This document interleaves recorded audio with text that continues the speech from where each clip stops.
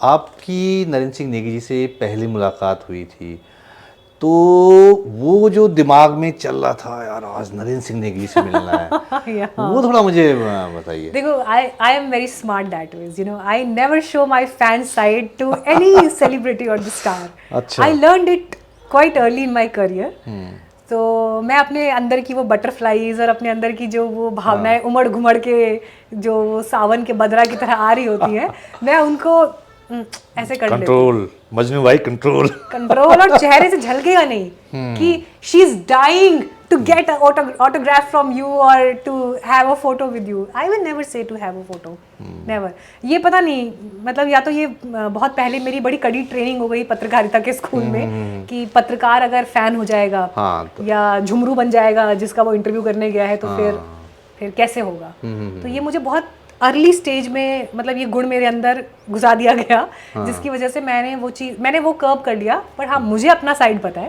वो नेगी जी को नहीं पता चला होगा. तो वही मैं कह रहा हूँ, मैंने शुरू में ही कहा था कि मुझे वो मीनाक्षी से नहीं मिला रहा हूँ जो टीवी स्क्रीन पे दिख रही है, बियॉन्ड जो है उसके परे की मीनाक्षी. तो मैं इसलिए एक चीज़ जो है धीरे धीरे उधार रहा हूँ. हाँ बताइए. तो मतलब पहले तो जैसे मैं जा रही थी तो मैंने घर में, पापा आपको पता है मैं नेगी जी का इंटरव्यू करने जा रही हूँ.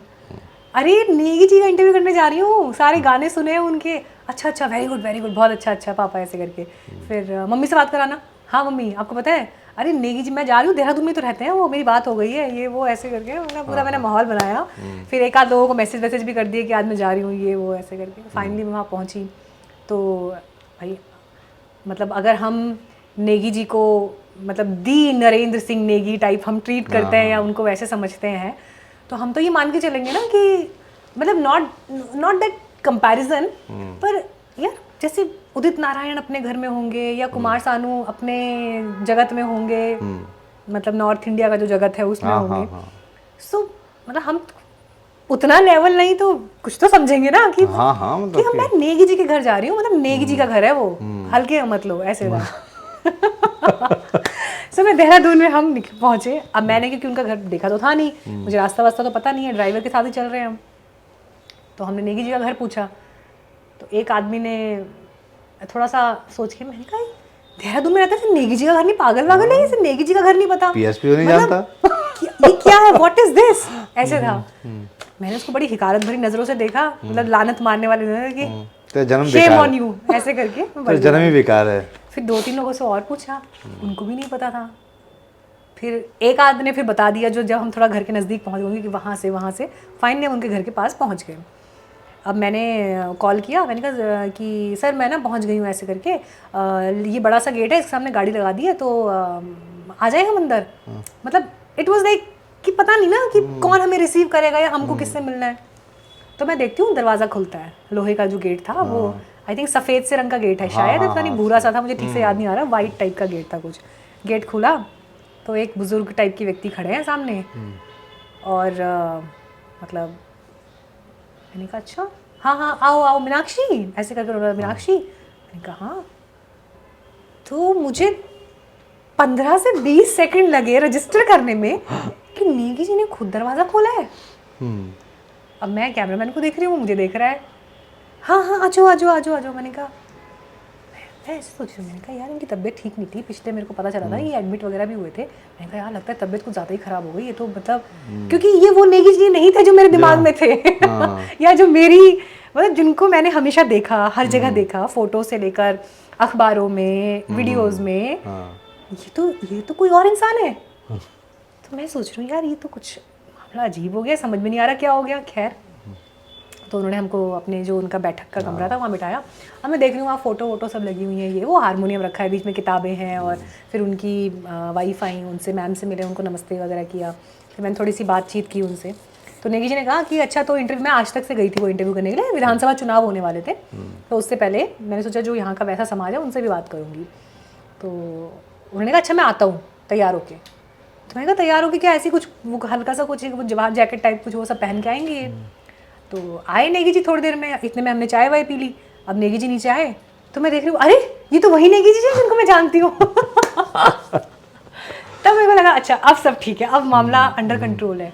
तो बेसिकली ये वही बात हो गई जो मैंने आपको शुरू में बताया था कि मेरे आस पड़ोस के लोग जब एंकर मीनाक्षी खंडवाल से मिलने आते थे और देख के कहते थे ये मीनाक्षी है, तो ये कुछ वैसा ही था कि वो अपने घर में बैठे हैं आराम से अपने पजामा वजामा डाल के, मतलब जो नॉर्मल जिस अंदाज में बैठे वैसे बैठे हैं। फिर जब वो थोड़ा सा अपना गायक के रूप में जिससे आते हैं, कलाकार के रूप में तैयार होके वो आए, और फिर जब उन्होंने पहला हारमोनियम का सुर दिया और ऐसे ऐसे करके गाते हैं, उनके ये कंधे ऐसे उचकते हैं जब वो अपने पूरे लय में आते हैं, रॉ में होते हैं ना, तो मैंने कहा वाह यही तो मुझे चाहिए था। सो बड़ा मज़ा आया, लेकिन बड़ा मज़ा आया। फिर शुरू में तो मैं ऐसे ही उनसे बात करती थी, फिर मैंने उनसे पूछा एक सवाल जो मेरे लिए सिर्फ सवाल नहीं, जो मेरे लिए मुद्दा है कि पद्मश्री उनको अभी तक पद्म पुरस्कार नहीं दिया गया है। एंड मतलब मुझे ऐसा लगता है कि किस बात का इंतजार कर रहा है ये समाज, मतलब कोई सुनता क्यों नहीं है हम लोगों की, क्या हमें गंभीरता से नहीं लिया जाता है क्या? नरेंद्र सिंह नेगी मतलब क्या बोला जाए अब। और खैर तो मैंने उनसे वो सवाल भी पूछा और मुझे ये इस बात का एहसास था कि मुझे ये सवाल इस तरह से पूछना है कि जो उनको डिमीनिंग नहीं लगना चाहिए या उनको चोट नहीं पहुंचाना चाहिए। तो मैंने बड़े घबराते इन द सेंस डर की वजह से नहीं, उनका ख्याल रखते हुए कि इनको, क्योंकि कलाकार का मन वैसे भी बहुत कोमल होता है, तो मुझे वो परवाह थी कि मैं मतलब मेरे लिए बहुत रिस्पेक्टफुल फिगर है, तो ये सवाल उनसे उस वे में ही पूछा जाना चाहिए। तो फिर जब वो इंटरव्यू ख़त्म हो गया तो उसके बाद फिर मैंने उनको बताया, फिर उन्होंने मुझसे पूछा कि अच्छा तो तुम कहाँ से रहने वाले हो, क्योंकि पहले तो उनको लगा कोई दिल्ली से आई हुई लड़की है, तो फिर अच्छा तो तुम कहाँ से रहते? फिर मैंने पहाड़ी में बात की, मैंने अपना घर वर बताया, फिर मैंने मेरे मुंह से कुछ और शब्द ऐसे निकले होंगे तो वो उनको ये समझ में आ गया कि ये उसको पता है पहाड़, ये ऐसा नहीं है कि सिर्फ दिल्ली में आइसक्रीम खाते हुए बड़ी हो गई, वैसा नहीं है। तो फिर उन्होंने बहुत कुछ पूछा, काफ़ी सारी बात की, और मुझे ऐसा लग रहा है कि शायद मैंने पापा से कॉल करके बात कराई होगी उनसे। मतलब मुझे पूरा याद नहीं आ रहा, बट ऐसा लग रहा है कि शायद हो सकता है मैंने कराई हो, क्योंकि उस टाइम मुझे लगा कि मतलब ठीक है, इट इज समथिंग। फोटो भेजी तो मुझे ध्यान है कि हाँ मिल गई हूँ, एक तस्वीर उनके साथ में जो वो इंटरव्यू के दौरान हमारी एक फोटो क्लिक हुई थी। हाँ, फिर बाद में उनकी फैमिली के साथ एक फोटो हमने लिया था, तो वो चीज़ मेरे लिए वैसा मोमेंट था। अब हम गाड़ी में बैठे, हमारा जो ड्राइवर था वो भी पहाड़ी था, और वो इंसान, अब देखो पहाड़ी लोग कैसे होते हैं, वो खुद को एक्सप्रेस नहीं करते हैं, पता नहीं किस चीज़ में अटके रह जाते हैं, मतलब इतने सीधे, इतने सरल, इतने मतलब कहते हैं ना मासूम। जब हम उनकी गली से निकल के और कहीं थोड़ा सा, मतलब हमें 25-30 मिनट जब थोड़े से हो गए, कहते हैं मैम वैसे ना मैं भी नेगी जी का फ़ैन हूँ, तो मैंने हाँ आप गए ना, मैं खुश हुआ कि आप उनसे मिले, मैंने सोचा था मैं मिलूंगा उससे, ऐसे जैसे हमारा वो जो हमारा अंदाज है ना बोलने का। मतलब मैंने उसे देखा, मैंने कहा भाई मेरे तू मुझे बोल देता है एक बार, मुझे क्या पता तू उनका फैन है। कि नहीं मैडम मैं तो हमेशा उनके गाने सुनता हूँ, हमेशा, मतलब क्या बुनबल हो ऐसे करके। मतलब मुझे इतना अफसोस हुआ। अब हम निकल चुके थे, अब मैं क्या, अब ये भी नहीं था स्कोप क्या वापस गाड़ी, क्योंकि हम लोग ऑलरेडी उनके परिवार के 2-3 घंटे ले चुके थे उस इंटरव्यू में, तो फिर दोबारा अच्छा नहीं लगता कि अब मैं जस्ट उसके लिए करूँ। तो मैंने सोचा कि या तो ऐसा करूँगी वापस आते हुए में, जब हमारा 2-3 दिन का जो शूट का हमारा कार्यक्रम है वो पूरा हो जाएगा, तो वापस आते हुए में फिर हम किसी दिन मिलते हुए चले जाएंगे। बट फिर वही बात है, जो बात निकल गई सो निकल गई। वो नहीं कह पाया वो लड़का, ये मतलब तीरथ पे जाके, मतलब वहां नेगी जी के घर के बाहर उसकी गाड़ी खड़ी है, वो गाड़ी में बैठा है। भाई तू कह देता हम तेरे को अपने साथ घर के अंदर ले जाते हैं, यार कैसी बातें हैं ये।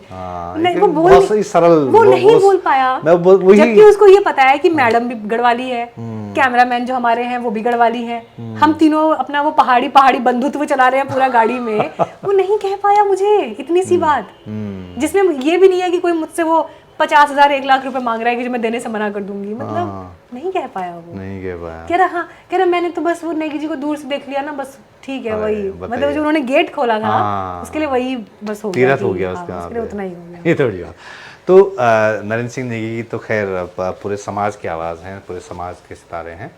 उनके अलावा आपने और सुना है, और लोगों को सुना है, गढ़वाली गायकों को, कुमाऊनी गायकों को, या आपको लगा कि हाँ यार ये मतलब मेरी लाइफ में ना चीज़ें बहुत देर से आई, अच्छा। बियॉन्ड नेगी जी बहुत देर से आई। जो मैंने कहा ना कि जो आप अपना होराइजन जब बड़ा करना शुरू करते हो, जैसे हीरा सिंह राणा जी हैं अगर, ठीक है, या गिरदा की कविताएं हैं, या जो उनके मंच के जो कार्यक्रम थे, है ना, वो हमने, अब क्या है अब आप यूट्यूब में जाके ना खोज लेते हो कुछ चीज़ें, फेमस आर्टिस्ट या और कौन कौन है, तो अब क्या हो रहा है ना, कड़ी से कड़ी जुड़ रही है। कि जैसे बचपन में किसी ने पर्पसफुली, बचपन में उन्होंने सिर्फ नेगी जी के गाने सुने, एक आध कोई और कलाकार होगा पर उनके नाम मुझे याद नहीं है, प्राइमरली इनका ही नाम याद है क्योंकि हर कैसेट में इनका नाम लिखा होता था, फोटो लगी होती थी इसलिए। तो अब क्या है ना, अब क्योंकि मेरे अंदर वो क्यूरोसिटी है कि मुझे समझना है, मुझे जानना है, तो अब मैं उन चीज़ों को पर्पसफुली कॉन्शियस माइंड के साथ पढ़ रही हूँ। हालांकि जो लेटेस्ट अभी, जैसे जो अभी के कलाकार हैं, जैसे लास्ट मैंने आई थिंक पिछले साल या उससे पहले इनका किशन महिपाल का इंटरव्यू किया, वो बहुत अच्छा गाते तो किशन हैं, महिपाल को मैं फ्योलड़िया गीत की वजह से पहली बार जानी, पर मुझे ये बाद में ये लगा जब मैंने उनका इंटरव्यू किया कि अगर इनको फ्योलड़िया गीत की वजह से सिर्फ इंट्रोड्यूस कराया जा रहा है तो ये इस आर्टिस्ट के साथ इंसाफ नहीं है, क्योंकि फ्योलड़िया तो एक ऐसा गाना है जो हिट हो गया for that youth connect in that song, लेकिन जो उनका घुघती वाला गीत है, मतलब, और फोक गीत की जो एक रॉनेस होती है ना, उस रॉनेस को डिफाइन करने के लिए मैं अक्सर कहती हूँ, जैसे बेसन का लड्डू हम खाते हैं ना, बेसन के लड्डू को जब आप जीभ पे रखते हैं तो वो जो दरदरापन जो उसका होता है ना, उस फोक की लोक गीत का जो रॉ फ्लेवर है, रॉ जो उसका नेचर है ना, किशन महिपाल के पास वो चीज़ है। एंड उस दिन जब मैंने उनको लाइव गाते हुए सुना, उन्होंने कई अपने पुराने गीत गाए, एक आध गजल भी गाई उन्होंने पुरानी कोई, तो लेकिन जब उन्होंने स्पेशली घुघती वाला जब उन्होंने गीत गाया, मतलब मुझे ऐसा लगा कि जैसे मैं नीतीमाणा में पहुंच गई हूँ और वहाँ पे वो काले रंग के जो लिबास पहने हुए और गले में मालाएं, मतलब जो वहाँ की भोटिया जनजाति का जो हिसाब किताब है, वो जैसे ऐसे करके वाला जो नृत्य होता है ना, कि वो उस अंदाज में कुछ हो रहा है और ऐसे ऐसे करके वो नाच रहे हैं, मतलब मेरे लिए वो चीज़ ना एकदम से ऑल ऑफ अ सडन बिल्कुल यथार्थ में खड़ी हो गई वो चीज़। तो एक कलाकार आपको वहाँ लेकर जा सकता है। तो आई थिंक किशन महिपाल, अब क्योंकि उनके साथ मेरा संवाद हुआ, अब बाकियों के साथ में उतना इन डेप्थ संवाद नहीं हुआ है या उतना मैंने नहीं उनको पकड़ा है। आई एम श्योर बहुत सारे लोग अपने अपने स्तर पे और अच्छा काम कर रहे हैं। अब जैसे ये अमित सागर के साथ मैंने आपका ही इंटरव्यू देखा था, तो फिर अब उनको भी मैं सिर्फ उसी गीत तक ही जान पा रही थी, वो आछरी वाला जो गीत है, चैत की चैतवाली। अब वो कोई शादी ऐसी है नहीं जिसमें वो बचता नहीं है, लेकिन आपका वाला इंटरव्यू देखा तो उसमें कई और गीत निकल कर आए, या अमित सागर बियॉन्ड चैत की चैतवाली क्या है वो समझ में आया। तो ऐसे ही है कि क्या है ना, धीरे धीरे एक्सप्लोर करने की वो प्रक्रिया मतलब जा रही है। और नागरजा तो मतलब वो कुल देवता हैं, मैंने उनको मैनिफेस्ट होते हुए देखा है अपने परिवार के सदस्यों में, और मैनिफेस्ट होते हुए जब पहली बार देखा तो मैं थोड़ा घबरा गई। उस दिन जब उनके ऊपर देवता जागर में मैनिफेस्ट हुए, मैं वो सीन नहीं भूल सकती अपनी आंखों से कभी। मतलब कोई प्रिटेंड नहीं कर सकता है इस चीज़ को, कैसे कोई प्रिटेंड कर सकता है। और वो जिस तरह से जो एक एनर्जी उनके अंदर उस समय पर आई, वो मतलब वो अभूतपूर्व अद्वितीय है वो मेरे लिए। मतलब उस चीज़ के आगे बस आप नतमस्तक ही हो सकते हो और कुछ नहीं है, कुछ भी नहीं है।